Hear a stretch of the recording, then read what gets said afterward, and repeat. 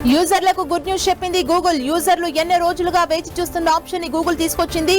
Gmail ఐడిని user name గా మార్చుకునే అవకాశాన్ని కల్పిస్తుంది. పాత యూజర్ ఐడిని మార్చుకోవాలని కోరుకునే వారికి ఇదొక బెస్ట్ ఛాన్స్. దీనివల్ల చాలా మంది కొత్తగా ఈమెయిల్ ఐడిని క్రియేట్ చేసుకునే అవసరం తప్పుతుంది. అవగాహన లేకనో, పేర్లు అందుబాటులో లేకనో ఏదో ఒక యూజర్ ఐడితో కొందరు మెయిల్ ఐడిని క్రియేట్ చేసుకుని ఉంటారు. చాలా సందర్భాల్లో అదే మెయిల్ ఐడిని ఇచ్చేసి ఉంటారు. తర్వాత దాన్ని మార్చుకుందాం అనుకుంటే కుదరదు.